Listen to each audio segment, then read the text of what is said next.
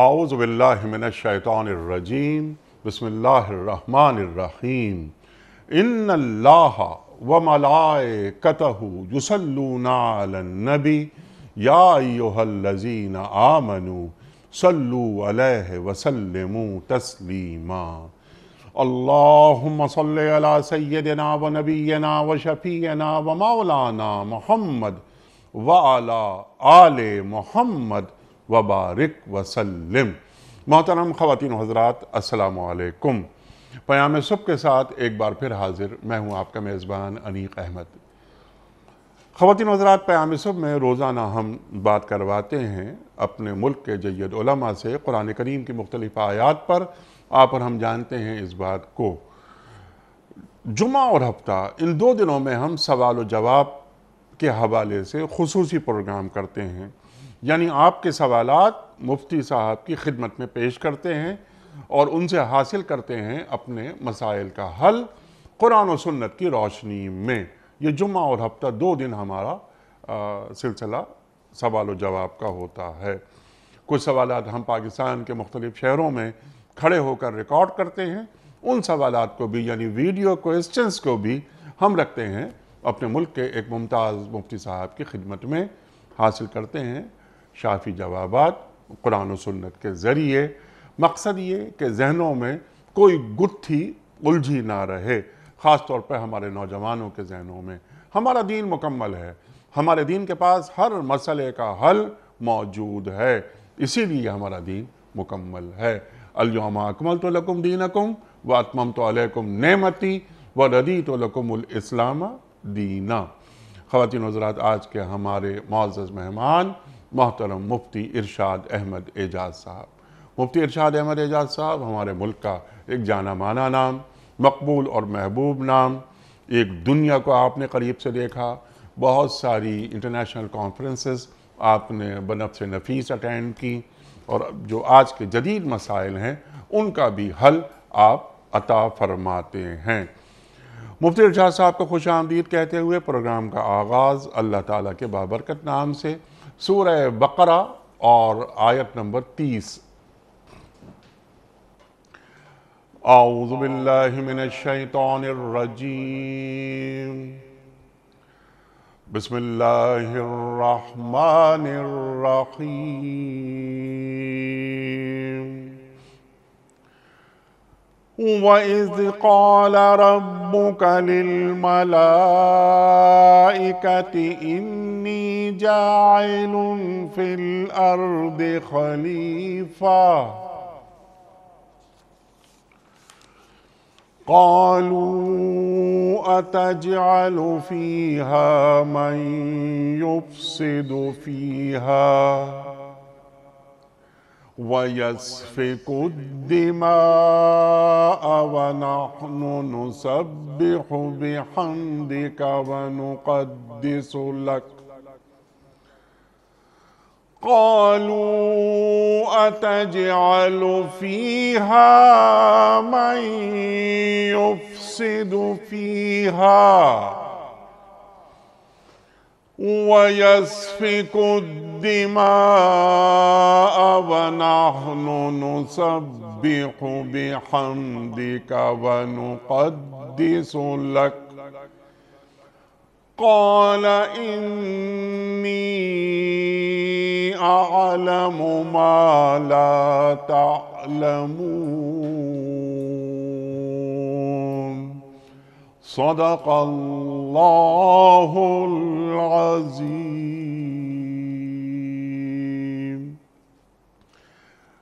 پھر ذرا اس وقت کا تصور کرو جب تمہارے رب نے فرشتوں سے کہا تھا کہ میں زمین میں ایک خلیفہ بنانے والا ہوں۔ انہوں نے عرض کیا، کیا آپ زمین میں کسی ایسے کو مقرر کرنے والے ہیں جو اس کے انتظام کو بگاڑ دے گا اور خون ریزیاں کرے گا؟ آپ کی حمد و ثنا کے ساتھ تسبیح اور آپ کی تقدیس تو ہم کر ہی رہے ہیں۔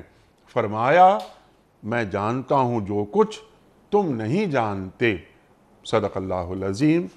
محترم مفتی ارشاد احمد اعجاز صاحب کی خدمت میں آج کے پروگرام کے حوالے سے پہلا سوال رابعہ صاحبہ کا سوال ہے، کہ میں اپنی زندگی بھر کی چھوڑی ہوئی یعنی قضا نمازیں پڑھنا چاہتی ہوں، اس کا طریقہ بتا دیجئے۔ ارشاد۔ بسم اللہ الرحمن الرحیم، نحمدہ ونصلی علی رسولہ الکریم، اما بعد۔ انیق صاحب، یہ اچھا سوال ہے، اور سب سے پہلے تو یہ کہ بہت قابل تعریف بات ہے۔ اگر کسی شخص کو احساس ہو کہ میری کچھ نمازیں رہ گئی تھیں تو میں اس کو ادا کروں۔ دوسری بات یہ ہے کہ عمومی حالات میں ایک شخص کو اتنا اندازہ حتمی طور پہ یا واضح طور پہ نہیں ہوتا کہ اس کی کتنی نمازیں چھوٹی ہیں، تو اس کا طریقہ علماء یہ فرماتے ہیں کہ ایک اندازہ لگایا جائے۔ اندازہ لگانے سے مراد یہ ہے کہ جیسے ایک شخص ہے، اس نے یہ حساب لگایا کہ میں فجر کی نماز عام طور پہ نہیں پڑھ پاتا تھا لیکن باقی پڑھ لیتا تھا، تو اس نے کچھ اندازہ لگایا کہ 5 سال تک تو مجھے یاد ہے کہ فجر میں نے شاید ہی پڑھی ہو، باقی نمازیں پڑھی ہیں۔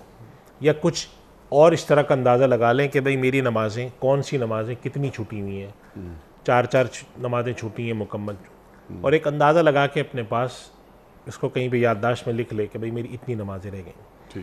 اب اس کے بعد اس کو قضا کرنا شروع کریں اس طرح سے کہ جب بھی کوئی نماز ادا کریں تو اس کے ساتھ 2 رکعت، اگر 2 رکعت والی نماز ہے تو 2 رکعت فرض پڑھ لی، 4 والی تو 4 رکعت پڑھ لی۔ جیسے فجر کی نماز ہے، فجر کی نماز کے وقت آپ فجر کی 2 سنتیں اور فجر کی نماز کے علاوہ کوئی اور نفل نہیں پڑھ سکتے، البتہ قضا پڑھ سکتے ہیں اپنی، اگر کوئی پرانی فجر کی نماز ہو تو اس کو ادا کر لیں۔ ایک تو طریقہ یہ ہے کہ ہر نماز کے ساتھ آپ ایک سوچ لیں کہ میں جب بھی نماز پڑھوں گا اس کے ساتھ جو میری قضا نماز ہے میں پڑھ لوں گا، تو اس طرح سے کیا ہوگا کہ آپ کے حساب میں سے وہ کم ہونا شروع ہو جائیں گے۔ اور دوسرا طریقہ یہ ہے کہ اگر آپ ہر نماز کے ساتھ نہیں پڑھ سکتے تو کوئی ایک وقت متعین کر لیں کہ جیسے میں مغرب کے بعد یا عشاء کے بعد اپنی کچھ نمازیں قضا کیا کروں گا۔ جیسے مثال کے طور پہ عشاء کے بعد میں عشاء بھی پڑھ لوں گا جو مجھ سے کوئی چھٹ گئی ہے، اور اس کے ساتھ فجر بھی پڑھ لوں گا، فرض کر لیجئے۔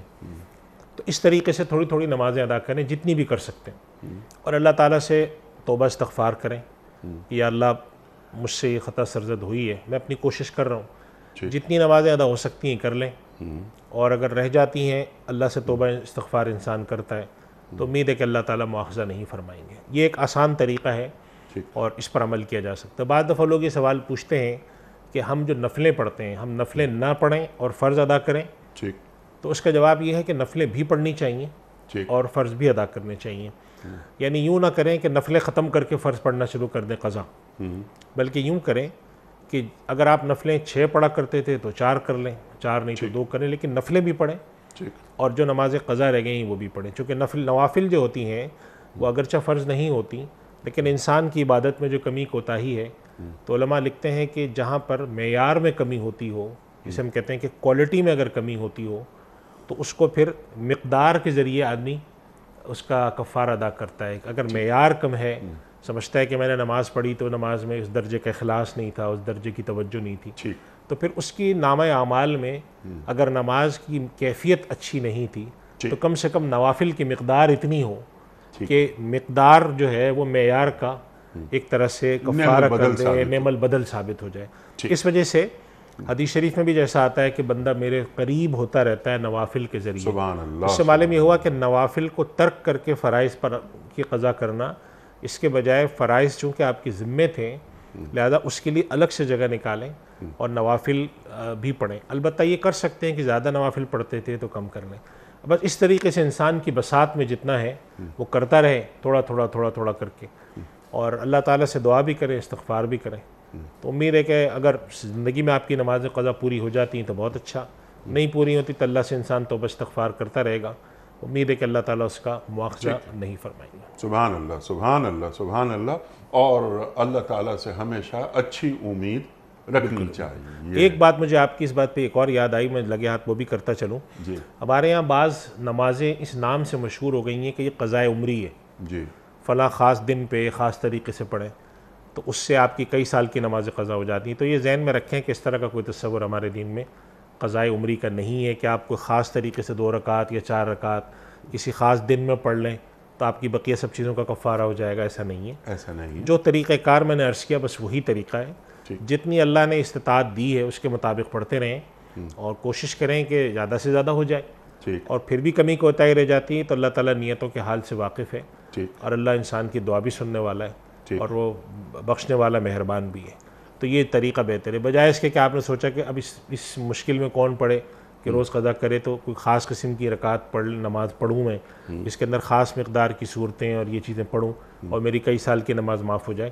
یہ کوئی تصور نہیں, غلط ہے. اور اس کے پر عمل کرنا اور اس کو تشہیر کرنا, خاص طور پہ ہمارے سوشل میڈیا میں آتا ہے یہ سب چیزیں غلط ہیں. علماء کرام اس کے بارے میں وضاحت کرتے آتے ہیں, اس لیے میں نے اس پروگرام میں بھی سبحان اللہ سبحان اللہ. اس تصور کا دین سے کوئی تعلق نہیں ہے. کلیئر ہے یہ بات بالکل کہ ایک رات نماز پڑھ لی اور اتنی نمازیں پوری ہو گئیں جو ہم سے قضا ہو گئی تھی, ایسا نہیں. آپ نے بالکل وضاحت سے بات بیان فرما دی. اس ذیل میں کچھ سوالات اور میں آپ کی خدمت میں رکھنا چاہتا ہوں. آپ نے اپنی گفتگو میں وطر کا ذکر نہیں کیا. جی یہ فرمایا کہ وطر تو ہر حال میں پڑھنا ہے. جی وطر کے بارے میں خصوصاً جو فقہ حنفی کے حضرات ہیں ان کی رائے کہ وطر واجب ہے. لہٰذا اگر کوئی شخص جو فقہ حنفی پہ عمل کرنے والا ہے اس کے لیے خاص طور پہ یہ حکم ہے کہ وہ جیسے فرائض کا اہتمام کرتا ہے, فرائض کی قضا کرتا ہے, وطر کا درجہ بھی واجب ہے جو کہ یعنی حکم میں عمل کے اعتبار سے فرض کے قریب ہوتا ہے. لہٰذا اس کی بھی قضا ہے. اگر کسی کی وطر رہ گئی ہو تو وطر قضا کرے. سنتوں کی قضا نہیں ہے, جو سنتیں رہ گئیں وہ رہ گئیں, البتہ فرائض کی اور وطر کی قضا ہے. سبحان اللہ وہ کرتا رہے. سبحان اللہ. لیکن نوافل ضرور پڑھنے چاہیے. جو آپ نے بالکل وضاحت سے بات بیان فرما دی کہ جو کمی رہ گئی تھی تو اس میں یہ مقدار میں اضافہ کر کے اس کمی کو پورا کیا جائے. اللہ اکبر اللہ اکبر. مفتی صاحب, بعض افراد یہ کہتے ہیں کہ قضا ہے, 4 فرض ہیں جو ادا کرنے ہیں, تو 2 فرض تو ہم نے پڑھ لیے جس میں ہم نے سورہ فاتحہ اس کے ساتھ چند آیات ہم نے پڑھی, لیکن جو اتحیات کے بعد جو بقیہ جو 2 رکعتیں ہیں اس میں دوسری رکعتوں میں یعنی تیسری اور چوتھی رکعتیں جو ہیں 2 تو ہو گئی, اب اتحیات کے بعد جو 2 رکعتیں ہیں ان میں سورہ فاتحہ کے بعد اگر آپ سبحان اللہ بھی کہہ دیتے ہیں, الحمدللہ بھی کہہ دیتے ہیں, یا ربنا آتنا فی الدنیا حسنۃ وفی الآخرۃ حسنۃ وقنا عذاب النار کہہ دیتے ہیں تو ہو گیا. اور آپ کو ضرورت نہیں ہے کہ پوری کوئی آیات پڑھیں یا کوئی صورتیں پڑھیں جو ہم پڑھتے ہیں 30ویں سپارے کی صورتیں عام طور پر. جی جو فرض نمازیں 4 رکعت والی ہیں جی تو ان کی باقی جو 2 رکعتیں ہیں یا جیسے مغرب 3 رکعت والی ہے جو اس کی تیسری رکعت ہے, اس میں صرف سورہ فاتحہ ہے, اس کے بعد بھی سبحان اللہ پڑھنے کی ضرورت نہیں ہے. یعنی صورت ملانا, ٹھیک ہے, جس کے لیے فقہاء کرام ایک تعبیر استعمال کرتے ہیں ضم صورت, ٹھیک, صرف فاتحہ پڑھنا کافی ہے. بس فاتحہ پڑھیں اور رکوع کر دیں, اس کے بعد سبحان اللہ یا کچھ پڑھنے کی بھی ضرورت نہیں ہے اور کوئی چیز ملانے کی. نوافل البتہ نوافل کے بارے میں جو رائے ہے وہ فقہاء کرام میں یہ کہ نوافل کے جو ہر 2 رکعت ہیں جسے ہم کہتے ہیں پیئر, ہر 2 رکعت کا جو جوڑا ہوتا ہے وہ ایک مستقل نماز. لہذا نوافل اگر 4 رکعت آپ پڑھ رہے ہوں تو اس کے اندر ہر رکعت میں سورہ فاتحہ کے ساتھ سورت بھی ملانی ہے.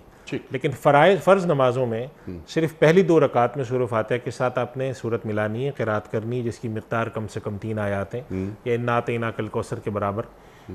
اور باقی جو 2 رکعتیں ہیں جو کہ آپ پہلے قاعدہ کے بعد کھڑے ہو کر پڑھتے ہیں اس میں صرف سورہ فاتحہ پڑھیں کافی ہے. اچھا, لیکن سورہ فاتحہ ضروری ہے, جی سورہ فاتحہ لازمی ہے. جی سورہ فاتحہ لازمی. ایسا نہیں کہ سورہ فاتحہ بھی نہ پڑھیں نہیں, ایسا اور سبحان اللہ سبحان اللہ نہیں, سبحان سورہ اللہ فاتحہ پڑھنی چاہیے. سورہ فاتحہ ضروری ہے. جی سورہ فاتحہ. ٹھیک, کلیئر ہو گئی یہ بات. اگلا سوال عبد الرحمن صاحب کا ہے. یہ ذرا اچھا سوال ہے, نیا سوال ہے کہ مفتی صاحب جمعے کی نماز سے پہلے جو تقریر کی جاتی ہے کیا اس کا سنت سے کوئی تعلق ہے؟ اور یہ بھی فرمائیے کہ اگر تقریر امام صاحب کریں تو ان کی تقریر میں کیا ہونا چاہیے؟ حجی صاحب یہ اچھا سوال ہے اور اس کی تھوڑی سی وضاحت میں کروں کہ اصلاً تو جمعے میں خطبہ ہے. ٹھیک. اور جب عرب دنیا میں تھا, جب مسلمان ایسی جگہ پہ پہنچنا شروع ہوئے جو عجم تھا, جی, عرب نہیں تھا, جی, تو خطبہ وہاں پر بھی ہوتا تھا. ٹھیک. تو وہاں پر ایک سوال ہی پیدا ہوا کہ جو لوگ نماز میں آتے ہیں تو ان میں سے بہت سارے لوگ ایسے ہوتے ہیں جو خطبے کی چیزیں سمجھ نہیں پا رہے ہوتے. جو آیات ہیں وہ سمجھ لی انہوں نے, ٹھیک, لیکن خطبے کے اندر اگر کوئی نصیحت کی امام صاحب نے, کوئی مسئلہ بتایا ہے تو اس کی وجہ سے دنیا کے اندر جب ایسی جگہوں پر پہنچا ہے جمعہ, اگر آپ ادھر چلے جاتے ہیں سینٹرل ایشیا, وسط ایشیائی ریاستوں میں جہاں فقہ حنفی بہت پھیلا رہا, بر صغیر ہند و پاک میں آتے ہیں, تو یہاں پر پھر علماء کرام کے سامنے ایک سوال آنا شروع ہوا کہ اگر ہم جمعے کے دن جو واعظ کرنے جا رہے ہیں، جو خطبہ دینے جا رہے ہیں، تو جو ہم اس میں آیات یا اس میں صورتیں یا حدیث بیان کریں گے، اس سے متعلق کچھ باتیں لوگوں کے سامنے رکھ دی جائیں دین کے حوالے سے، تو یہ ایک اچھی چیز ہوگی، چونکہ واعظ و نصیحت جو ہے خطبے کا جو مقصود ہے وہ واعظ و نصیحت ہے، تو لہٰذا اس کو ہم جس علاقے میں یہ ہو رہا ہے وہاں کی علاقائی زبان کے اندر بھی اس کے حوالے سے کچھ باتیں کر دی جائیں۔ یہاں سے جمعے سے کے خطبے سے پہلے تقریر کا آغاز ہوا۔ بہت ساری جگہوں پر اگر آپ تاریخ میں ابتدا میں پڑھیں ہندوستان میں تو صرف ترجمہ ہو جاتا تھا کہ ہم خطبے میں یہ چیزیں پڑھیں گے تو اس کا ترجمہ یہ سن لیں، کچھ جگہ اس کی وضاحت ہو جاتی تھی، اس کا اصل رجحان وہاں سے چلا، اور علماء کرام نے اس چیز کو اس وجہ سے قبول کیا کہ ایک تو جمعے کے اندر مقصود خطبے کا واعظ و نصیحت ہے، اللہ کا ذکر کرنا ہے، اللہ کا پیغام پہنچانا ہے، اور جمعے کے اندر جب لوگ آ رہے ہیں تو ایک مناسبت سے اس دن جمعے کے خطبے سے پہلے اگر 15 منٹ 20 منٹ آدھا گھنٹہ کوئی نصیحت کی بات کر دی جائے تو اس اجتماعیت کا فائدہ بھی ہوتا ہے، لوگوں تک نصیحت بھی پہنچتی ہے۔ تو یہ اصل تصور یہ ہے، لہٰذا جو حکم ہے کہ جمعے کے اندر آ کے آپ خطبہ امام کا سنیں گے اور خاموش بیٹھیں گے، وہ اصلاً شروع ہوتا ہے جب امام ممبر پہ آ کے خطبے کے لیے بیٹھتے ہیں اذان کے بعد۔ ہمارے یہاں اس کے دو طریقے رائج ہیں۔ ایک طریقہ یہ رائج ہے کہ پہلی اذان کافی پہلے ہو جاتی ہے، اس کے بعد امام صاحب تقریر کرتے ہیں، اپنی تقریر ختم کرنے کے بعد وہ سنتیں ادا کرتے ہیں، اس کے بعد جب ممبر پہ آ کے بیٹھتے ہیں تو جمعے کی دوسری اذان ہوتی ہے۔ تو امام جب ممبر پہ آ کے بیٹھتے ہیں تو اس وقت سے لے کر اور دوسری اذان ہونے کے ختم ہونے تک اور خطبے کے ختم ہونے تک یہ مدت ایسی کہ جس کے اندر لوگوں کا شریک ہونا اور خطبے کا سننا واجب ہے۔ ہمارے یہاں دوسرا طریقہ حضرات نے یہ رکھا ہے کہ بعض حضرات یہ فرماتے ہیں کہ بہتر یہ ہے کہ جمعے کی جو پہلی اذان ہے یہ تقریر، یہ واعظ و نصیحت اس سے پہلے ہو جائے۔ چنانچہ اس کا طریقہ یہ کرتے ہیں کہ جیسے فرض کریں کہ 1 بجے تقریر شروع کی اور 1:30 پہ تقریر ختم کی، اس کے بعد جمعے کی پہلی اذان ہوئی، اس کے بعد تھوڑا وقفہ ہوا جس کے اندر لوگوں نے سنتیں ادا کی، اور پھر اس کے بعد دوسری اذان دے دی۔ اور اس کے پیش نظر یہ جو سوال انہوں نے اٹھایا ہے کہ اس خطبے کا تعلق سنت سے ہے، تو اس کا جواب ہے کہ جمعے سے اس تقریر کا جو واعظ امام صاحب کرتے ہیں اردو میں یا اپنے علاقے کی زبان میں، اس کا تعلق اس خاص جمعے کی سنت سے نہیں ہے، لہذا اس میں اور اس میں امتیاز برقرار رکھنے کے لیے بعض حضرات نے اس طریقے کو تجویز کیا ہے کہ آپ تقریر پہلے کر لیں اور اس کے بعد جمعے کا جو اصل معمولات ہیں کہ پہلی اذان ہو دوسری اذان ہو وہ اس کے بعد شروع کریں۔ تو پہلی اذان ہو، اس کے بعد سنتیں لوگ پڑھ لیں، 4 سنتوں کا عام طور پہ 5-7 منٹ وقت دیا جاتا ہے، اس کے بعد امام صاحب ممبر پہ آ کے بیٹھتے ہیں، دوسری اذان ہوتی ہے اور خطبہ جمعہ ہوتا ہے، اس کے بعد نماز ہو جاتی ہے۔ دونوں طریقے اپنی جگہ پہ صحیح ہیں، دونوں طریقے میں کوئی حرج نہیں ہے۔ اب سوال یہ ہے کہ اگر ایک شخص جمعہ پڑھنا چاہتا ہے تو وہ اس کے لیے حکم کیا ہے؟ تو اس کے لیے اصل حکم یہ ہے کہ وہ جمعے کی جو اذان ہو رہی جب امام صاحب ممبر پہ آ کے بیٹھ رہے ہیں اس وقت مسجد میں آ جائے، لیکن ساتھ ساتھ ہم یہ بھی ریکمنڈ کرتے ہیں، تجویز دیتے ہیں کہ چونکہ واعظ و نصیحت اور دین کی بات سننے کا ایک اچھا موقع ہوتا ہے جمعے میں، اور آپ جانتے ہیں کہ ہمارے بڑے بڑے جو خطباء ہیں، بڑے بڑے حضرات، بڑے بڑے مدرسین، اور ان کی جو واعظ و نصیحت اور جو انہوں نے امت کے اندر دعوت کا کام کیا ہے اس میں جمعے کے خطبے کا بڑی اثر رہا ہے، اہمیت رہی ہے، اور اس میں کوئی شک و شبہ نہیں کہ بڑے بڑے جو ہمارے داعی ہیں اور واعظین ہیں وہ اس موقع پر بڑی واعظ و نصیحت کام کی باتیں کرتے ہیں، ان کے خطبات ریکارڈ ہوتے ہیں، وہ باقاعدہ ویڈیو پر چلتے ہیں، ان کی چھپتے ہیں، تو اس وجہ سے ہمارے یہاں حضرات یہ فرماتے ہیں کہ اس چیز کو اس بنیاد پر رد کر کے بالکل ترک نہیں کرنا چاہیے کہ آپ یہ کہیں کہ اس کا تعلق جمعے سے بے ایمانہ نہیں ہے، کہ جو جمعے کے اصل معمولات ہیں اس میں یہ اردو زبان میں یا علاقائی زبان میں جو نصیحت ہے وہ شامل نہیں ہے، تو یہ بات ٹھیک ہے، لیکن چونکہ جمعے کے اندر جو خطبہ دیا جاتا ہے اس کا مقصود بھی واعظ و نصیحت ہے، لہٰذا اگر علاقائی زبان میں واعظ و نصیحت کوئی شخص کر رہا ہے تو اس کے خلاف ایسی آواز اٹھا کر کھڑا ہو جانا کہ اس کو دین کے کوئی بہت مخالف سمجھنا یہ درست رویہ نہیں ہے، تو اس وجہ سے یہ اس طرح سے اس کو دیکھ لینا چاہیے۔ اور اس میں چونکہ ہم دیکھیں اگر بر صغیر ہند و پاک اور تمام وہ علاقے جہاں پر زبان عرب نہیں رائج تھی اتنی زیادہ، وہ چاہے ہمارے بر صغیر ہند و پاک کے علاقے ہوں، ادھر آپ سینٹرل ایشیا میں چلے جائیں، ادھر فاریس میں چلے جائیں، ہر جگہ پہ آپ کو تھوڑا بہت معمول ملتا ہے، اس کے پیش نظر یہی تھی کہ جب ہم دین کی کوئی بات، واعظ و نصیحت کی کوئی بات، اللہ کا پیغام، نبی کا پیغام امت تک پہنچانا چاہتے ہیں تو ایک اچھا موقع ہے ان کی مقامی زبان میں وہ بات تو ذکر ہوتا ہے، نصیحت ہوتی ہے، لوگ جانتے ہیں، اور دین کا ابلاغ ہوتا ہے، اس وجہ سے اس چیز کو اس کے ساتھ رکھا گیا۔ جی سبحان اللہ سبحان اللہ۔ اچھا، ان کے سوال کا شاید ایک رخ یہ بھی ہے اور ایک زاویہ نگاہ شاید یہ بھی ہو سکتا ہے کہ وہ تقریر جو امام صاحب فرما رہے ہیں اس کے نکات کیا کیا ہونے چاہیے؟ یہ دیکھیں، جمعے سے متعلق جب آپ کوئی تقریر فرما رہے ہیں کوئی بھی امام، تو اس کا بنیادی مقصود جو ہے وہ دعوت دین ہو. ٹھیک. چاہے آپ وہ معیشت کے موضوع پر کریں، سیاست کے موضوع پر کریں، معاشرت پر کریں، زکوٰۃ سے متعلق عبادات، جتنے بھی موضوعات ہیں ہمارے عام طور پہ بعض حضرات نے اس کے لیے پورے جو سال کے اندر 52 جمعے آتے ہیں تقریباً، ان میں سے 4 جمعے تو رمضان کے ہوتے ہیں. تو اگر آپ رمضان کے 4 جمعے نکال لیں اور بقرعید کا اور اس طرح سے عید الفطر وغیرہ سب کو ملا لیں آپ، تو تقریباً 6-7 جمعے آپ کے ایسے نکلتے ہیں جو کہ خاص متعلق موضوعات پر ہوتے ہیں. حج ہو گیا، روزہ ہو گیا. اب اس کے علاوہ جو آپ کے پاس تقریباً کوئی 45-46 جو موضوع بچتے ہیں، اس کے اندر مختلف تقسیم لوگ کرتے ہیں. کہیں پر دعوت اللہ کی بات کرتے ہیں، کہیں پر قرآن سے تعلق کی، نماز سے، عبادت سے، اپنی معاشرت کو خدا کے حکم کے تحت لانا، کہ سیرت کے موقع پر نبی کریم صلی اللہ علیہ وسلم کی سیرت کا بیان، صحابہ کرام رضوان اللہ علیہ اجمعین کی حیات کا بیان، اہل بیت کا ذکر، یہ ساری چیزیں اس طرح تقسیم ہوتی ہیں.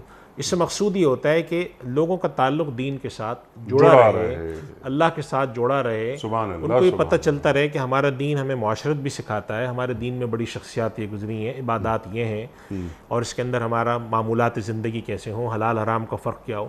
اور اب اگر آپ دیکھیں صاحب، ہم اچھی طرح جانتے ہیں کہ ہمارے یہاں جتنے بڑے بڑے حضرات گزرے ہیں جو جمعے کے خطبے کا اہتمام کرتے تھے، تو ان کے موضوعات ایسے ہی بکھرے ہوتے تھے. کبھی کسی موضوع پہ کیا، کبھی کسی موضوع پر کیا، کبھی کسی موضوع پر.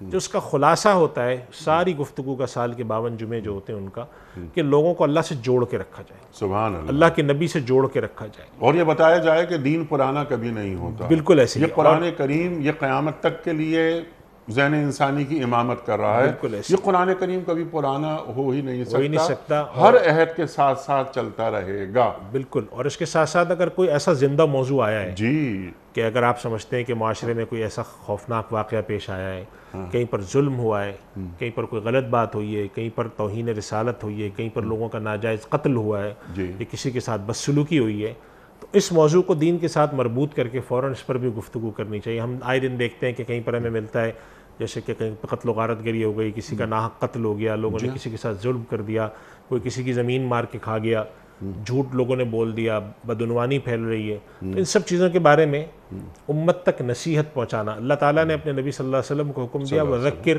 فَإِنَّ الذِّكْرَىٰ تَنفَعُ الْمُؤْمِنِينَ. نبی آپ نصیحت کیا کیجئے، اس لیے کہ نصیحت فائدہ دیتی ہے. اور انیق صاحب، ہم آپ جانتے ہیں ہمارے خاندانوں میں ہمارے ماں باپ، ہمارے جو بڑے تھے، وہ ہمیشہ نصیحت کرتے تھے، اور ہم نے اپنے بڑوں سے ہمیشہ یہی سنا کہ نصیحت کرتے رہو، اس کا اثر ضائع نہیں جاتا. قرآن فرما رہا ہے فَإِنَّ الذِّكْرَىٰ تنفع الْمُؤْمِنِينَ. آج اثر نہیں ہوتا. انما انت مذکر لست علیہم بمسیطر. تو نصیحت کرنا، اللہ کا پیغام پہنچانا، یہ انبیاء کے بڑے فرائض میں سے ایک فریضہ ہوتا ہے. سبحان اللہ، سبحان. تو انبیاء کرام کے اس فریضے کو جو لوگ دین سے وابستہ ہیں، ان کا کام ہے کہ وہ احسن طریقے سے پہنچائیں. اور پھر وہی بات یہ جو ہم اپنے اس پروگرام کے ذریعے کرتے ہیں کہ اللہ تک جب اللہ کا پیغام امت تک پہنچایا جائے، تو وہ ادعو الی سبیل ربک بالحکمہ والموعظۃ الحسنہ وجادلہم باللتی ہی احسن، اس میں ہونا چاہیے. اور اس طرح کے پیغامات کے اندر لوگوں کو خدا سے ملانا، لوگوں کو آپس میں مربوط کرنا، امت کا تصور، اجتماعیت، یہ سب چیزیں ہوں. اور عہد حاضر سے جوڑنا، عہد حاضر سے جوڑنا، امام صاحب کی گفتگو میں عہد کا لمس شامل ہونا چاہیے. اور اچھی بات یہ کہ ہمارے یہاں کچھ ادارے اب الحمدللہ علماء نے قائم کرنے شروع کیے ہیں، اور انٹرنیشنل اسلامک یونیورسٹی میں بھی اس طرح کا ادارہ قائم ہے جو کہ تربیت ائمہ کے حوالے سے پروگرام کرتے ہیں، اور ان کو وہ سکھاتے ہیں کہ آپ تقریر کیسے کریں، آپ درسگاہ میں اگر درس دیتے ہیں اس میں اور خطبے میں کیا فرق ہے، مختصر وقت میں جامع بات کیسے کریں، اور اجتماعی باتیں کیسے کریں، فرقہ واریت سے کیسے بچیں، اختلاف سے کیسے بچیں، کسی شخصی ذاتی زندگی، تاکہ آپ کا جو ایک اللہ تعالیٰ سال میں 52 دفعہ ایک موقع دے رہا ہے آپ کو لوگوں سے بات کرنے کا، نصیحت کا، تو ہر دفعہ ایک اچھی بات، ایک اچھا پیغام لوگوں تک چلا جائے، تاکہ اللہ تعالیٰ نے جو انبیاء کے پر فریضہ عائد کیا نصیحت کرنے کا، تو جو انبیاء کے وارثین سمجھے جاتے ہیں، جو اللہ کے پیغام کو آگے پہنچانے والے سمجھے جاتے ہیں، وہ بھی اس فریضے کو احسن طریقے سے ادا کریں. اور انیق صاحب، آپ نے دیکھا ہے بعض حضرات ایسے تھے کہ ان کا جمعہ کا خطبہ سننے لوگ دور دور سے آتے ہیں. آج بھی آتے ہیں. آج بھی آتے، سفر کر کے 20 کلومیٹر سے آتے ہیں کہ ہم فلاں کی گفتگو سننے جائیں گے، بہت عمدہ ہے. یہ مفتی تقی عثمانی صاحب مدد اللہ العالی، ہزاروں افراد آتے ہیں. لاہور میں ڈاکٹر سرفراز احمد آوان صاحب ہمارے پروگرام میں بھی آتے ہیں الحمدللہ. ڈاکٹر سرفراز آوان صاحب کو سننے کے لیے دور دور سے لوگ آ رہے ہیں, ہم نے خود دیکھا ہے وہاں. بالکل ایسی ہے کہ ہماری جو بڑی شخصیات ہیں ان کو سننے کے لیے, ادھر ڈاکٹر اسرار صاحب کو سننے کے لیے دور دور سے لوگ آتے تھے. ڈاکٹر احمد صاحب علیہ الرحمہ, اللہ اکبر, مولانا احتشام الحق تھانوی صاحب, اور اس طرح ہمارے اکابر ہیں, بہت ہیں. تو ان کی گفتگو سننے لوگ کس لیے آتے ہیں کہ اس سے ایک نصیحت حاصل ہوتی ہے, اور وہی نصیحت دیکھیں انیق صاحب, اگر آپ کو آج معاشرے میں دین نظر آتا ہے تو یہ ایسے نہیں آتا نظر, اس کے پیچھے کوئی محنت ہوتی ہے, اس کے پیچھے نصیحت ہوتی ہے. تو یہ وہی نصیحت ہے جو کہ ممبر سے, محراب سے اور آج پروگراموں کے ذریعے یعنی علماء کا احسان ہے کہ دین کو پریزرو کر کے آج کے انسان تک پہنچاتے ہیں, دعوت کا پیغام پہنچاتے ہیں. اور آپ دیکھیں اللہ کے نبی صلی اللہ علیہ وسلم کی اس امت میں اللہ تعالیٰ نے اس چیز کو رکھا ہے. یعنی علماء اور دینی اہل دین جتنے بھی ہیں ان کی اپنی کمزوریاں اپنی جگہ ہیں, لیکن جو ان کی خوبی ہے جو اللہ تعالیٰ کی توفیق سے ہے کہ وہ دین کو اپنی حالت میں لوگوں تک پہنچاتے رہتے ہیں, اور تواتر کے ساتھ پہنچاتے ہیں, دین چل رہا ہے تسلسل کے ساتھ ساتھ. اس کا ایک بہت بڑا جو ذریعہ ہے وہ خطبہ جمعہ ہے. تو اس وجہ سے ہمارے یہاں علماء کرام اس بات پر توجہ دیتے آئے ہیں کہ یہ سال کے جو 52 مواقع آتے ہیں اس کو بہت اہم سمجھنا چاہیے. ٹھیک ہے مفتی صاحب, اب یہاں آپ کی خدمت میں ایک سوال, کیونکہ بہت بڑا موضوع ہے, اس لیے میں چاہتا ہوں کہ مزید آپ سے سیکھیں ہم. یہ جو 52 جمعے آپ نے بار بار یہ بات دہرائی, 52 جمعے, تو کیا ایسا ممکن ہے کہ یہ 52 جمعوں کے 52 موضوعات حکومت کی سرپرستی میں باقاعدہ ایک نظم بنا کر 2.5 لاکھ مساجد یا جتنی جامع مساجد ہیں جہاں جہاں جمعہ کی نماز پڑھائی جاتی ہے ان علماء تک, ان ائمہ تک یہ موضوعات فراہم کر دیے جائیں؟ جی صاحب, اس کے 2 طریقے ہیں. ایک طریقہ تو ابھی آپ کے علم میں ہے کہ پچھلے میرے خیال ہے 4-6 مہینے پہلے ہمارے خود مفتی زبیر صاحب جو ہمارے پروگرام میں تشریف لاتے ہیں, اسلامی نظریاتی کونسل کے ممبر بھی ہیں, ان حضرات نے اپنی کوششوں کے ساتھ ایک پورا اس طرح کے ایک پروگرام منظور کر کے اسلامی نظریاتی کونسل کے ذریعے لوگوں کو بھجوایا ہے. جو حکومتی خطبے ہوتے ہیں جو حکومت کے ذریعے دیے جاتے ہیں, اس کے اندر 2 باتیں ہیں ہمیں قابل غور.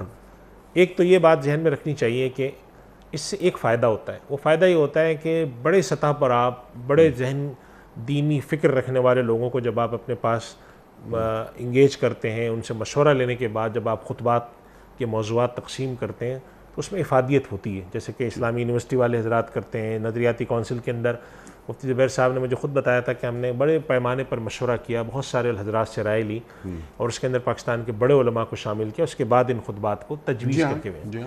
البتہ دوسرا پہلو اس میں ہے جس کی وجہ سے ہمارے یہاں لوگ حکومتی خطبوں کے بارے میں تھوڑا سا حساس ہوتے ہیں, اور وہ یہ ہوتا ہے کہ عام طور پہ حکومتوں کی منشا یہ ہوتی ہے کہ خطبات ایسے تیار کیے جائیں جس میں ان کے اوپر کوئی تنقید نہ ہو, ان کے جو من پسند موضوعات ہیں ان کو زیادہ فروغ دیا جائے. اگر کوئی ایسی چیز ہے جو حکومت کی کسی پالیسی کے خلاف ہے اور آپ سمجھتے ہیں کہ نہیں ہمیں اس کے اوپر بولنا چاہیے, تو حکومتوں کی منشا یہ نہیں ہوتی. اس وجہ سے ہمارے یہاں اس طرف ہمارے حضرات یہ رائے دیتے ہیں کہ حکومت کی طرف سے کوئی ایسی پالیسی آنا جس کے نتیجے میں آپ لوگوں کو لازم کر دیں, پابند کر دیں کہ اس کے علاوہ نہ بولیں, یہ تو مناسب چیز نہیں ہے. اس لیے کہ پھر ہو سکتا ہے کہ آپ بہت سارے ایسے موضوعات ہوں جس پر آپ چاہیے اس پر آپ نہیں بولیں گے, اس پہ نہیں بولیں گے. البتہ ایسا ضرور ہونا چاہیے کہ موضوعات اس طریقے سے لوگوں کو دیے جائیں کہ غیر ضروری باتیں, اختلاف کی باتیں, شعلہ انگیز باتیں اور آپس میں لڑائی جھگڑے کے بجائے موضوع اچھے موضوعات ہوں, ایسے موضوعات ہیں جس سے اجتماعیت پھیلتی ہو اور خدا سے تعلق جڑتا ہو, دین سے محبت پیدا ہوتی ہے, دین لمحہ موجود سے جڑتا ہو, ایسے موضوعات. تو اس وجہ سے میں یہ سمجھتا ہوں کہ جو اسلامی نظریاتی کونسل کے ذریعے کام ہوا تھا, اس طرح کے کام مفید ہوتے ہیں. لیکن کام ہوا نا, ایک وہ کام ہوا, وہ عملی جو شکل ہے وہ اختیار نہیں کر پایا. اس کا طریقہ میں سمجھتا ہوں کہ اس میں تھوڑا وقت لگے گا, لیکن اگر ہم اپنے یہاں, جیسے میں نے ابھی عرض کیا تھا کہ کچھ ادارے اس طرف متوجہ ہوئے ہیں, اگر ہم اپنے یہاں تربیت ائمہ اور جو خطباء ہیں ان کو اس کے ساتھ جوڑنا شروع کریں, میں سمجھتا ہوں کہ آنے والے 5-7 سال میں اس کے فائدے ہوں گے. اس طرح کے کوئی بھی کام کے اندر میں سمجھتا ہوں سختی کرنے کے بجائے حکمت سے کام لینا چاہیے, اور وہ یہ ہے کہ آپ ہر سطح پہ اس طرح کے پیغام دیں کہ بھئی آپ دین کا کی بات, اللہ کی بات لوگوں تک کرنے کا ایک موقع آیا ہے, آپ اس میں سب سے اچھی بات کریں, دین سے لوگوں کو جوڑیں, لمحہ موجود سے جوڑیں. آپ بعض مساجد میں جائیں, وہاں کے ائمہ کا اس علاقے کے لوگوں سے، نوجوانوں کے ساتھ بڑا ربط ہوتا ہے، جی وہ ان کو اپنے ساتھ لگا کے رکھتے ہیں، جوڑ کے رکھتے ہیں، ان سے محبت ہوتی ہے. اور بعض جگہ جائیں تو لوگوں کو پتہ ہی نہیں ہوتا کہ امام صاحب کون ہیں. سبحان اللہ سبحان اللہ. یہ چیز نہ ہو. یہ بہت اہم بات آپ نے فرمائی کہ وہ امام صاحب کا تعلق اس معاشرے سے بھی ہو، اس محلے سے بھی ہو جس مسجد میں وہ جمعہ کی نماز پڑھا رہے ہیں اور تقریر کر رہے ہیں اور خطبہ عطا کر رہے ہیں. ذوق عبادت کے ساتھ ساتھ حسن معاشرت بھی یہ ہمارا دین سکھاتا ہے، جو ہم نے آپ حضرات سے سیکھا. یہی امام صاحب نماز پڑھانے کے بعد محلے میں باہر نکلیں اور جو نوجوان ہیں ان حضرات سے ملاقات کر کے کہ آؤ اس محلے کے جتنے مسائل ہیں نا ان کو ختم کرتے ہیں مل کر. ہر کام حکومت پر نہیں چھوڑنا چاہیے. 2.5 لاکھ مساجد ہیں ہمارے ملک میں الحمدللہ، جو اسٹیٹسٹکس بتاتے ہیں ہمیں. اگر یہ 2.5 لاکھ مساجد یا ان میں سے جو جمعہ کی نماز جہاں ہو رہی ہے اس میں 2 لاکھ کر دیں ان مساجد کو، تو 2 لاکھ مساجد کے ائمہ اپنے مقتدیوں کے ساتھ جب محلے میں نکل رہے ہیں اور محلے کے مسائل ختم کریں گے، اپنے طور پر یہ این جی اوز کی شکل اختیار کر لیں گے، تو محلہ کتنا پاک صاف تطہیر ہوگی. کوئی گلی کا مسئلہ ہے، کوئی شخص غریب ہے، مسائل کا شکار ہے، بیمار ہے، آئیے ہم مل کر اس کا مسئلہ حل کریں. تو مسجد میں کتنی جامعیت ہے مسجد میں، اور جمعہ کی نماز اللہ اکبر اللہ اکبر.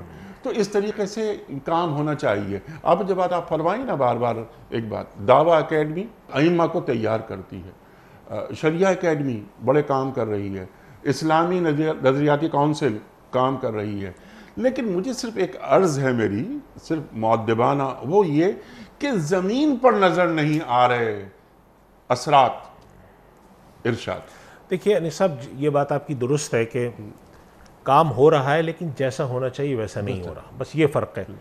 یعنی ہمارے یہاں بہت سارے ایسے حضرات ہیں جو بڑی محنت سے ائمہ کرام کے، میں واٹس ایپ کے ایسے گروپس جانتا ہوں جس کے اندر وہ ہر ہفتے مختلف موضوعات کو سرکولیٹ کرتے ہیں، اور ان گروپوں کے ساتھ ہزاروں کی تعداد میں لوگ جڑے ہوئے ہیں. ان کو بنیادی نکات تک لکھ کے دیتے ہیں کہ آج آپ خطبے میں مثال کے طور پہ معاشرت پر بات کریں اور یہ 10 نکات کو کور کریں آپ. ٹھیک. تو ایسے ہمارے یہاں محنت شروع ہوئی ہے لیکن بہت مربوط نہیں ہے. اور دوسری بات یہ کہ ہمارے یہاں مزاج ابھی تک جو ہمارے یہاں ہے، ہم سب جانتے ہیں، چاہے ہمارا وہ سیاسی رخ پر ہو، دینی رخ پر ہو، اجتماعیت ہمارے مزاج میں بھی کم ہے. جہاں پہ کوئی کام شروع ہوتا ہے تو ہم فوراً اپنا ایک ایسا اختلافی نقطہ لے کے بیٹھ جاتے ہیں. اجتماعیت کے اندر جو سب سے اہم چیز سیکھنے کی ہوتی ہے کہ اجتماعیت کے اندر بکھرنے والے اور اختلاف والی باتیں دبا کر اجتماعیت کے چند 5-6 نکات کو بلند کر کے اس پر اجتماع ہونا بہت اچھی بات. اگر آپ یہ سمجھتے ہو کہ اجتماعیت کا مطلب ہے کہ ہر مسئلہ ہمارا حل ہو جائے، جی کوئی بھی اختلاف نہ ہو، تو ایسے اجتماعیت ممکن ہی نہیں ہے دنیا میں. اللہ کے نبی صلی اللہ علیہ وسلم کی حیات مبارکہ میں جب آپ مشورہ فرماتے تھے تو صحابہ کرام میں اختلاف رائے ہوتا تھا. جی ہاں. اور آپ صلی اللہ علیہ وسلم نے یہ بات صحابہ کرام کے مشورے پر بھی عمل کیا ہے بعض دفعہ. قرآن کریم میں آپ کو ارشاد بھی ہوا ہے کہ یا رسول اللہ آپ ایسے کے بجائے ایسا کر لیتے. جی جی. اور وَشَاوِرْهُمْ فِي الْأَمْرِ. اور اس کے ساتھ ساتھ جب مفسرین لکھتے ہیں کہ فَإِذَا عَزَمْتَ فَتَوَكَّلْ عَلَى اللَّهِ کا مفہوم یہ ہے کہ اگر مشورے میں آپ کسی ایک جہت کی طرف چلے جاتے ہیں دوسری جہت کو چھوڑ کر، تو اب آپ اللہ پہ بھروسہ کر لیں. تو اس سے معلوم یہ ہوا کہ اجتماعیت کے اندر جو سب سے اہم بات سیکھنے کی ہوتی ہے کہ ہم کن باتوں کی بنیاد پر جمع رہیں اور کون سی باتیں ایسی ہیں کہ ہم اس کو ابھی تھوڑا درگزر کریں کہ نہیں ٹھیک ہے اختلاف وغیرہ اگرچہ ہے لیکن ابھی ہم اس کو دبا کے رکھیں. ہمارے یہاں نہیں ہے، لہٰذا آپ دیکھیں کہ ہمارے یہاں کوئی لاتعداد سیاسی پارٹیاں ہیں، لاتعداد دینی پارٹیاں ہیں، لاتعداد دینی مزاج ہیں. میں یہ سمجھتا ہوں کہ اجتماعیت جب ہم پیدا کرنے کی کوشش کریں، اللہ سبحانہ و تعالیٰ نے ہمیں حتیٰ کہ ابراہیمی مذاہب تک کے بارے میں یہ چیز سکھا دی، تعالیٰ الی کلمۃ سواء بیننا. اس کا مطلب یہ ہوا کہ باوجود اتنے بڑے اختلاف کے جب تعالیٰ الی کلمۃ سواء کی دعوت غیر مسلموں تک کو چلی گئی جو کہ اہل کتاب ہے، تو مسلمانوں میں کیوں نہیں ہو سکتی؟ سبحان اللہ. یعنی انسانوں کو منتشر ہونے سے بچانا ہے، جمع کر کے مسلمانوں کو. جی. تو مسلمان انتشار کا شکار نہ ہو، بالکل قربت ہو، یکجائی ہو، یہ دین کا پیغام. سبحان اللہ سبحان اللہ. مفتی صاحب اگلا سوال اس سے پہلے کہ ہم رکھیں آپ کی خدمت میں ویڈیو کوسچنز. رانا فواد صاحب ہیں لاہور سے. سوال ان کا یہ ہے کہ ہم نے کسی کو رقم دی تھی قرض کی مد میں، کیا ہم اسے زکوٰۃ میں شمار کر سکتے ہیں؟ یعنی انہوں نے واپس نہیں کی، لیکن ایک بات اور انہوں نے بڑی ایک جسے کہتے ہیں کہ اہم بات فرمائی ہے، جب ہم یہ رقم اسے قرض دے رہے تھے تو ہمارے ذہن میں یہ بات تھی کہ یہ رقم ہمیں واپس نہیں ملے گی، تو کیا ہم اس رقم کو زکوٰۃ میں شمار کر سکتے ہیں؟ انیق صاحب دیکھیں، یہ سوال آج کل حالات کی وجہ سے بہت آ رہا ہے. اس سوال کے اندر 3 طرح کی باتیں میں عرض کرتا ہوں، اس کو سمجھ لینا چاہیے، اس سے مسئلہ حل ہو جاتا ہے. ایک شخص آپ کے پاس قرضہ لینے آیا اور قرضہ لیتے وقت اس نے آپ سے کہا میں آپ کو 6 مہینے میں، سال میں واپس کر دوں گا، اور آپ نے اس کو قرضہ دے دیا اور آپ یہ سمجھ کے دیا آپ نے ٹھیک ہے مجھے واپس کر دے گا یہ. ٹھیک. ایک یہ صورت ہے. یہ آدمی پھر آپ کو بعد میں قرضہ واپس نہیں کرتا. ٹھیک. آپ تھوڑی سی پوچھ گچھ کرتے ہیں تو آپ کو معلوم ہوتا ہے اس آدمی کے حالات واقعتاً اب خراب ہو چکے ہیں. ٹھیک. تو ایسے شخص کا قرضہ اگر آپ معاف کرتے ہیں تو کیا زکوٰۃ میں اس کا حساب ہو سکتا ہے یا نہیں ہو سکتا؟ ایک یہ صورت بنتی ہے.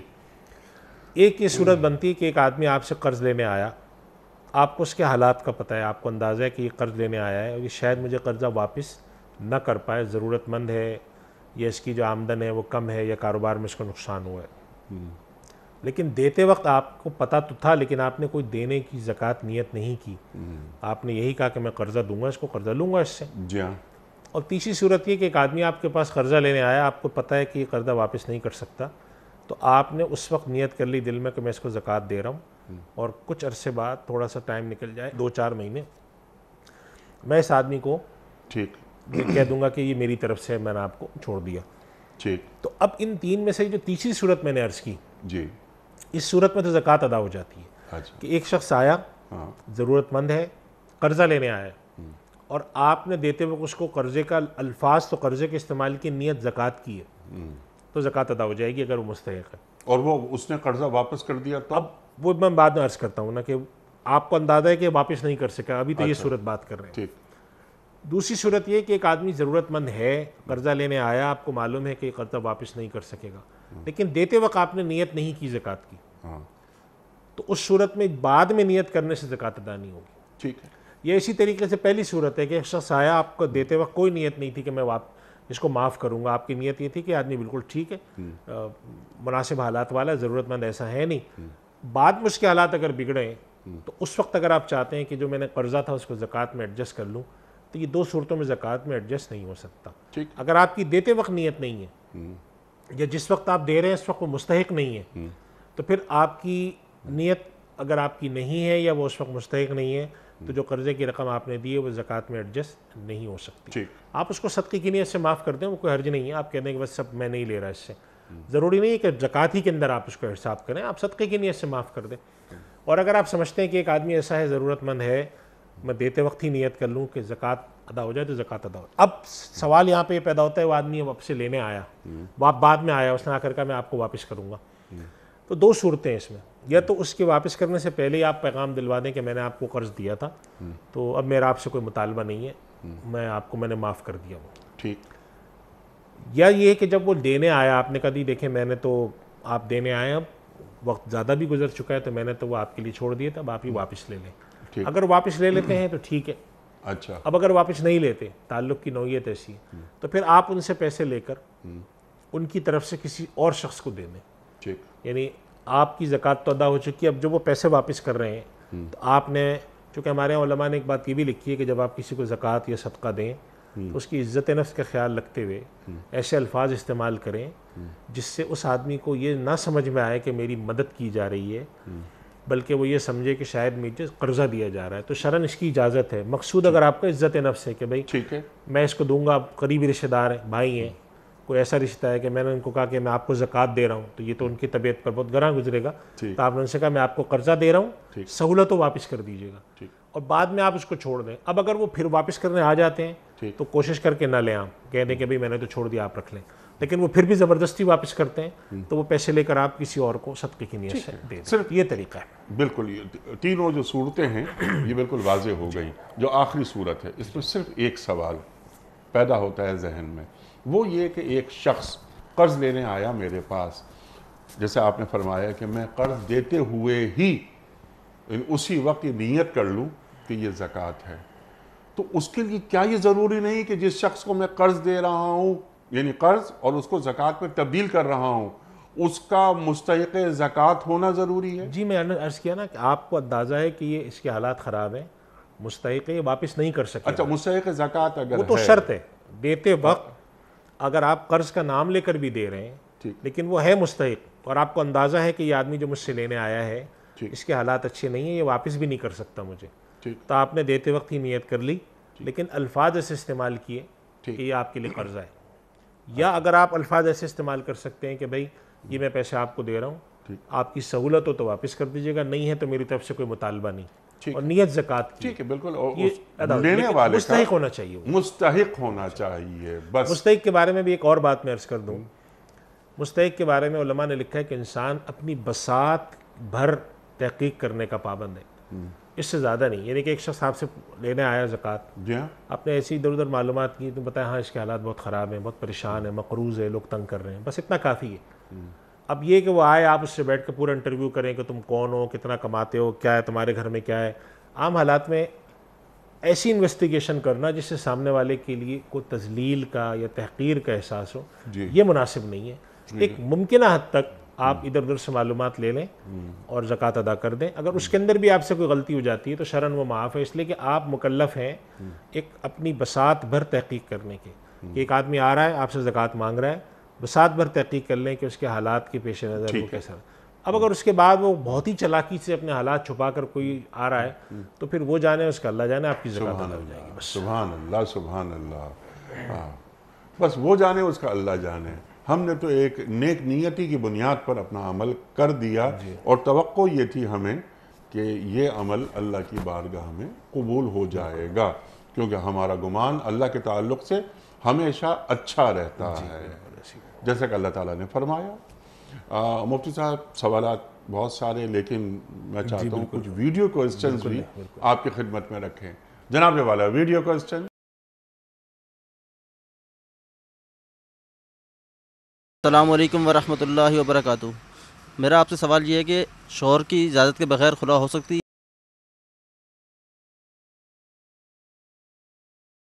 شوہر کی اجازت کے بغیر خلا ہو سکتی ہے؟ دیکھیے خلا کے بارے میں ہمارے یہاں علماء کی رائے یہ ہے، متفقہ رائے، کہ خلا اصل میں عورت کی طرف سے طلاق کا وہ مطالبہ ہے کہ جو عورت مال کے بدلے میں یا مہر کے بدلے میں رکھتی ہے اور شوہر اگر راضی ہو جائے تو ان دونوں میں طلاق بائن واقع ہو جاتی ہے.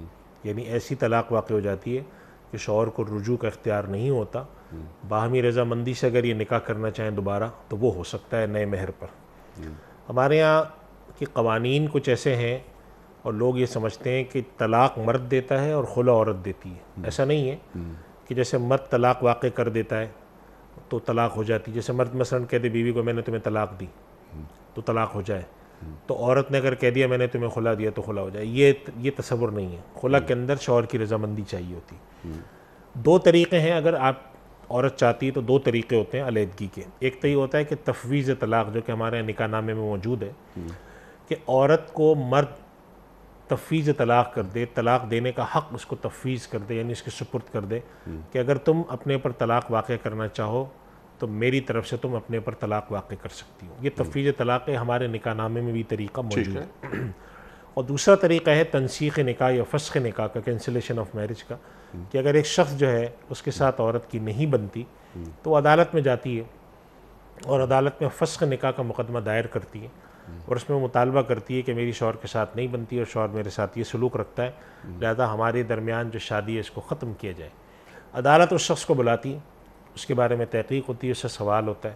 اب اگر وہ شخص کے عدالت کے بلانے کے پر نہیں جاتا، انکار کرتا ہے، اور اس کے نہ حاضر ہونے کی وجہ سے اور اس کے خلاف جو چیزیں ہیں اس کی رپورٹ کی بنیاد پر عدالت اور جج کینسلیشن آف میرج کریں، فسخ نکاح کریں اور اس کی جو شرائط پوری ہو جاتی ہوں تو پھر یہ نکاح ختم ہو جاتا ہے. ہمارے ہاں جو عدالتی خلا ہے اس کے پر ہمارے ہاں طویل عرصے سے، آج سے کچھ نہیں، 40 سال سے ہمارے علماء کرام اس کے بارے میں لکھ رہے ہیں کہ عدالتی خلا کا طریقہ کار قابل اصلاح ہے.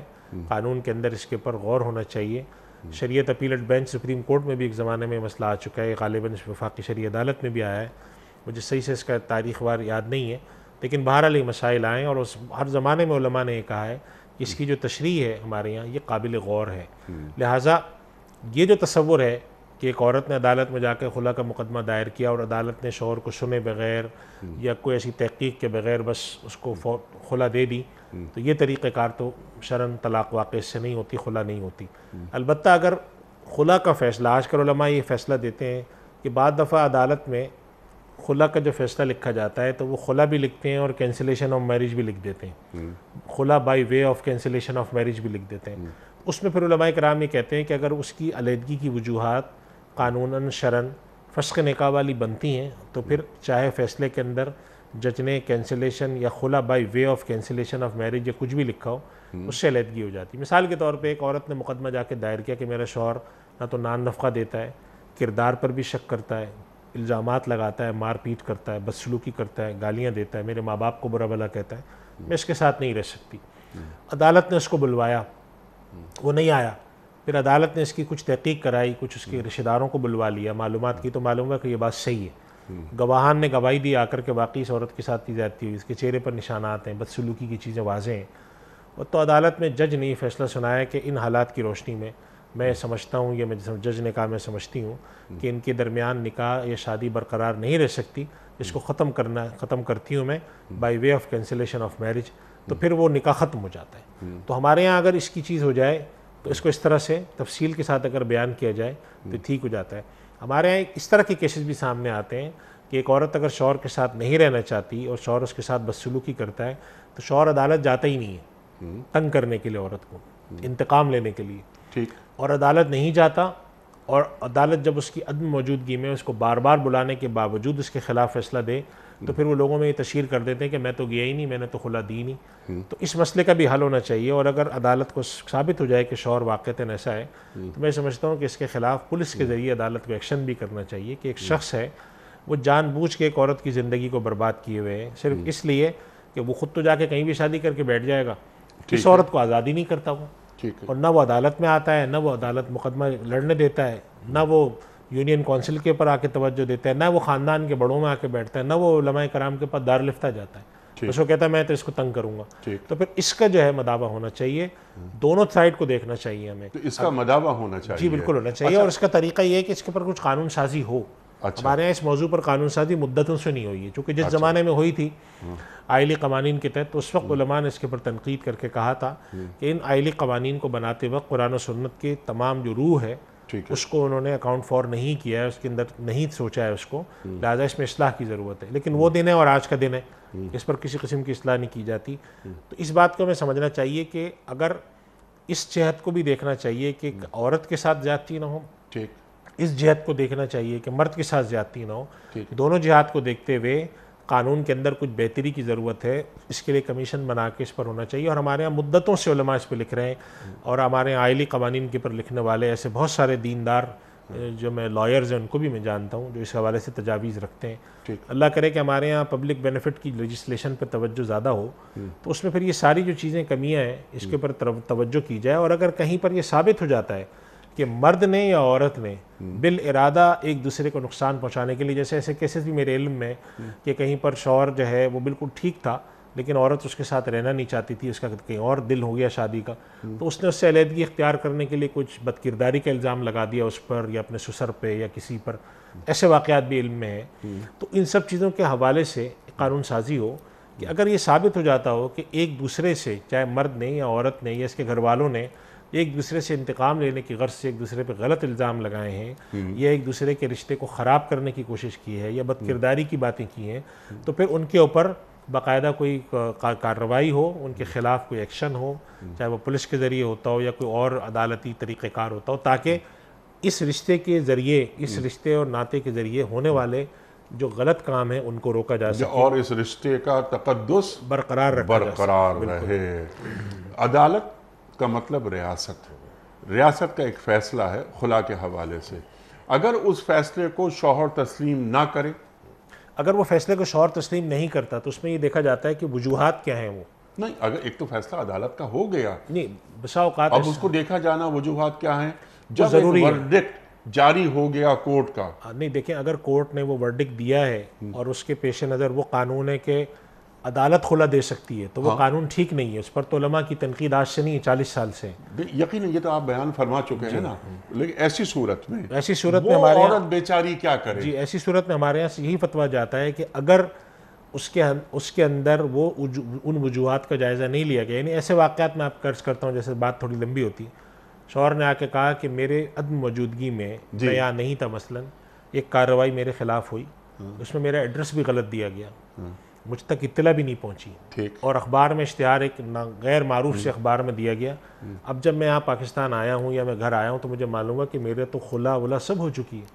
تو میں عدالت میں جا کے کہتا ہوں یہ کیسے خلا ہوئی، مجھے تو کوئی خبر ہی نہیں ہے، مجھے تو کوئی اطلاع ہی نہیں ہے. تو اس کے بارے میں جائز ہونے کا فتویٰ کیسے دیا جائے؟ یہ نہیں ہو سکتا. اس لیے میں کہہ رہا ہوں کہ اس طرح کے جو کام ہیں ان کو، یعنی یہ بات کوئی نہیں کہتا کہ عورت پر اگر زیادتی ہو رہی ہے تو زیادتی ہوتی رہے، بلکہ یہ بات کہی جاتی ہے کہ جو اس کے طریقے شریعت نے مقرر کیے ہیں. اور ایک اور چیز بھی ہے کہ ہمارے یہاں جو ایک بہت بڑا مسئلہ ہے کہ قانون کے اندر لوگوں کو پھنسا کے مدتوں کیس چلتے ہیں. اس کی ایک مدت مقرر کی جائے، اور مدت میں زیادہ سے زیادہ 3 مہینے ہو، جو بھی ہے 3 مہینے کے اندر اندر فیصلہ ہوگا. اور اگر کوئی فریق اس میں ٹال مٹول کرتا ہے، چاہے وہ عدالت کو نوٹس دے کر رہا ہے، کسی وکیل کے ذریعے کر رہا ہے، اور اس کا یہ ثابت ہو جاتا ہے تو اس کو سزا بھی ملنی چاہیے. ہمارے یہاں مدت نہیں ہوتی تو پھر مرد ایک باپ ہے، وہ اپنی بیٹی کے لیے پریشان ہے کہ میری بیٹی کی عمر نکلتی جا رہی ہے، میں اگر عدالت میں جاتا ہوں تو 2-3 سال تو اسی میں کھنچ جائیں گے. اس وجہ سے اس کی ایک مدت مقرر کی جائے، اس کے اندر ایک کمیشن کو بٹھا کے اس میں اصلاحات کی جائیں، اور جہاں پر غلطی نظر آتی ہو وہاں پر اس کو صحیح طریقے سے کرنے کی کوشش کی جائے.